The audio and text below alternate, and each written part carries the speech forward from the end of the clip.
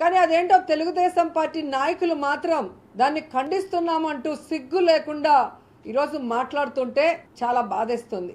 ఎందుకంటే ఎవరైతే మాట్లాడుతున్నారో వారందరినీ సూటిగా అడుగుతున్నాను, తెలుగుదేశం పార్టీ నాయకుల్ని, గంటా గారు కానీ, అయ్యన్న పాత్రుడు కానీ, ఈరోజు ట్వీట్లో ఆయనకి సపోర్ట్ చేసిన లోకేష్ని కానీ డైరెక్ట్గా నేను అడుగుతున్నా, మీ ఇంట్లో కూడా మీ తల్లులు ఉన్నారు, మీ భార్యలు ఉన్నారు, మీ కూతుర్లు ఉన్నారు, మీ కోడళ్ళు ఉన్నారు.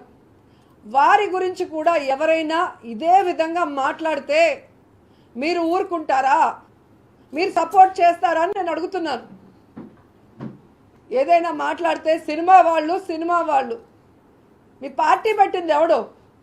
మీ పార్టీ పెట్టింది ఎవరు? మా ఎన్టీఆర్ గారు. ఆ ఎన్టీఆర్ గారు పెట్టిన పార్టీలో ఉంటూ సినిమా వాళ్ళని చులకనగా మాట్లాడటం ఈరోజు కాదు. నేను అపోజిషన్లో లీడర్గా ఉన్నప్పటి నుంచి అసెంబ్లీలో బయట ఏ విధంగా మీరు హెరాస్ చేశారు, నా క్యారెక్టర్ని ఏ విధంగా నీచంగా మాట్లాడారో ఈ రాష్ట్ర ప్రజలందరూ కూడా గమనిస్తున్నారు. ఈరోజు ఓపిక్గా ఉంటుంటే రోజు రోజుకి శృతి మించిపోతుంది. మీ ఇంట్లో ఉన్న ఆడవాళ్ళు మాత్రమే ఆడోళ్ళ?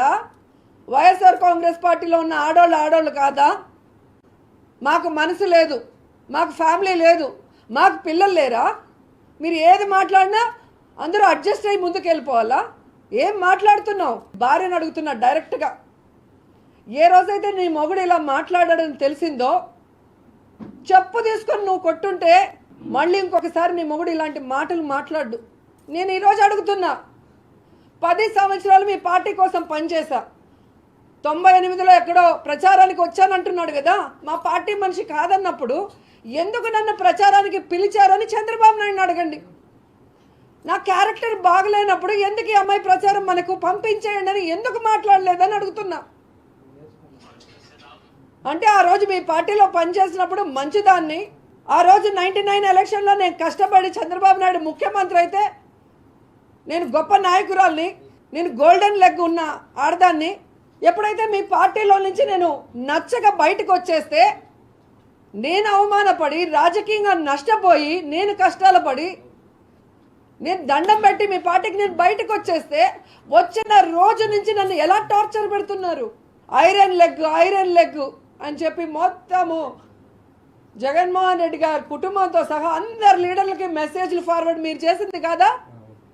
అవేమీ పట్టించుకోకుండా జగన్మోహన్ రెడ్డి గారు, విజయమ్మ నన్ను కన్న కూతురులాగా, జగనన్న సొంత చెల్లెల్లాగా నన్ను ఆశీర్వదించి నన్ను రాజకీయాల్లో ముందుకు నడిపిస్తుంటే, ఏ విధంగా అపోజిషన్ ఎమ్మెల్యేగా నేను అడుగు పెడితే, ఎమ్మెల్యే అయ్యి లోపలికి అడుగు పెట్టిన రోజు నుంచి నువ్వు బ్లూ ఫిలిం చేసావు, నీ క్యారెక్టర్ ఇదే అని చెప్పి ఏ విధంగా ఎస్సీ మహిళలతో అసెంబ్లీ ఆవరణలోనే సీడీలు చూపించిన మీరు ఎందుకు అవి పబ్లిక్గా ఇవ్వరు?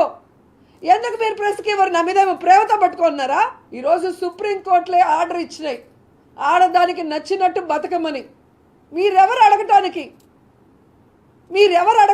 అంటున్నా. ఈరోజు రాత్రి పగలు నా కుటుంబం కోసం కష్టపడుతూ, తప్పు చేయకుండా, ఎవరి ముందర చేయి చాచకుండా, ప్రజల కోసం, ప్రజలకి సర్వీస్ చేస్తూ, మహిళల హక్కుల కోసం పోరాడుతూ, మహిళా సాధికారత కోసం పోరాడుతూ దాదాపుగా 20 సంవత్సరాలుగా రాజకీయాల్లో మహిళలందరితో శభాష్ అనిపించుకుంటూ వాళ్ళ ఆశీర్వాదంతో 2 సార్లు మీరు ఓడించిన తెలుగుదేశం పార్టీ దాంట్లో నుంచి బయటకు వచ్చి ఈరోజు జగనన్న ఆశీస్సులతో 2 సార్లు ఎమ్మెల్యే అయ్యాను, ఇప్పుడు మంత్రి కూడా అయితే మీ కడుపు మంటతో నా జీవితాన్ని ఎలాగైనా సర్వనాశనం చేయాలని తెలుగుదేశం పార్టీ కంకణం కట్టుకుందనేది అందరూ గమనిస్తున్న విషయం. నేను సూటిగా ఈరోజు అడుగుతున్నా తెలుగుదేశం పార్టీని, మీ పార్టీ కోసం ప్రచారం చేసిన సినిమా ఆర్టిస్టులందరినీ కూడా ఇలాగే మాట్లాడతారా? రికార్డింగ్ డాన్సులు చేసుకునే వాళ్ళు, బ్లూ ఫిల్మ్లో యాక్ట్ చేసేవాళ్ళు, లాడ్జిల్లో పనుకునే వాళ్ళని. ఈరోజు మీ పార్టీలో ఎన్టీఆర్ గారు స్థాపించిన పార్టీ అనే జయసుధ గారైనా, జయప్రద గారైనా, శారద గారైనా, దివ్యవాణి అయినా, కవిత అయినా, ఎవరైనా కూడా వచ్చారు. కానీ మీరు చేస్తున్న అసహ్యమైన పనులు, మహిళల్ని ఎంత చీపుగా ఒక ఆట వస్తువుగా చూసే మీ విధానం, మహిళల్ని ఏ విధంగా ప్రచారానికి వాడుకొని ఆ తర్వాత వాళ్ళు రాజకీయంగా ఎదగాలంటే వాళ్ళని తొక్కేసే విధానం చూసి అందరూ బయటికి వెళ్ళిపోతున్నారు. ఎందుకు ఈరోజు ఒక్కరు కూడా మీ పార్టీలో మహిళలు లేకుండా వెళ్ళిపోతున్నారో ఒకసారి మీ మనస్సాక్షిని అడిగితే మీకే అర్థమవుతుంది. తప్పు చేసినప్పుడు ఎవరు ప్రశ్నించరా? ప్రశ్నిస్తే మా క్యారెక్టర్ల మీద రాళ్ళు వేసేస్తారా? ఈరోజు నాకు వచ్చింది, రేపు మీకు వస్తుంది. రేపు మీ ఆడపిల్లలో మా ఆడపిల్లలో వాళ్ళ కళలు సాకారం చేసుకోవడానికి ఎలా బయటకు వస్తారు? రేపు వాళ్ళు చదువుకోవాలన్నా, ఉద్యోగం చేయాలన్నా, సినిమా ఆర్టిస్ట్ అవ్వాలన్నా, పొలిటీషియన్ అవ్వాలన్నా బయటకు వస్తే ఏం మాట్లాడతారో, మన క్యారెక్టర్ మీద ఏం బురద జల్లుతారన్న భయంతో మళ్ళీ వంటింటిగా పరిమితం అయిపోవాలా? ఈ తెలుగుదేశం పార్టీ అంటే తెలుగు దండుపాల్యం పార్టీ లాగా తయారైంది, తెలుగు ద్రోహుల పార్టీ లాగా తయారైంది, తెలుగు దుశ్శాసన పార్టీ లాగా అయింది. కానీ ఆ పార్టీ జాతీయ అధ్యక్షుడే చంద్రబాబు నాయుడే ఆడదాని పుట్టుకనే ప్రశ్నిస్తాడు. కోడలు మగపిల్లాడిని కంటే అత్త సంతోషించదని ఆడదాని పుట్టుకనే అవహేళన చేసే విధంగా మాట్లాడతాడు ఒక జాతీయ అధ్యక్షుడు.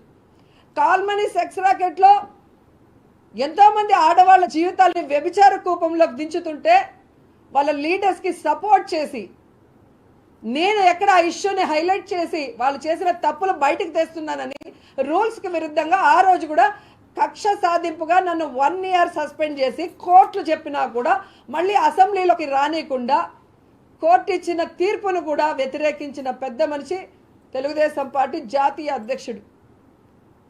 దళిత మహిళను బూటు కాలుతో తన్నిన వ్యక్తి రాష్ట్ర అధ్యక్షుడు అచ్చెన్నాయుడు గారు. ఒక ఎంఆర్ఓ వనజాక్షిని ఇసుకలో వేసి కొట్టిన చింతమనేని వాళ్ళకి అభిమాన నాయకుడు. ఆడపిల్ల కనిపిస్తే ముద్దు పెట్టండి లేదా నాకు కడుపైనా చేయండి అనే బాలకృష్ణ ఈ చంద్రబాబు నాయుడికి బావమరిది. ఆడపిల్ల అంటే ఆట వస్తువు, దాంతో ఆడుకోవాలి, ఎంజాయ్ చేయాలన్నట్టుగా ఆ ఫోటోల్ని తన ఫేస్బుక్ ట్విట్టర్లో పోస్ట్ చేసిన లోకేష్కి మహిళలంటే ఎంత గౌరవం, ఎంత చిన్న చూపో మనమే చూడాలి. ఇలాంటి వాళ్ళు ఉన్న తెలుగుదేశం పార్టీలో మహిళలకి ఏం గౌరవం ఉంటుంది? ఏ విధంగా వీళ్ళు మహిళల్ని గౌరవంగా చూస్తారో ఒకసారి రాష్ట్ర ప్రజలు ఒకసారి ఆలోచించాలి. నా ప్రాణం ఉన్నంత వరకు జగనన్నకి సపోర్టివ్గా, మహిళలకి సపోర్టివ్గా మిమ్మల్ని నిలదీస్తూనే ఉంటాను. మీరు చేస్తున్న తప్పుల్ని ఎత్తి చూపిస్తూనే ఉంటాను. ఇలా గనక తప్పుడు మాటలు మాట్లాడితే ఖచ్చితంగా ఈసారి నేను వదిలిపెట్టను. ఎంత దూరం వరకైనా పోరాడతాను. ఖచ్చితంగా డెఫమేషన్ సూట్ వేస్తాను, న్యాయ పోరాటం చేస్తాను. మహిళ గురించి ఎవడైనా మాట్లాడాలి చెత్తగా, దిగజారుడుతనంగా అంటే భయపడే విధంగా ఖచ్చితంగా నేను స్టెప్స్ తీసుకుంటానని కూడా ఈ సందర్భంగా తెలియజేసుకుంటున్నాను. Thank you so much.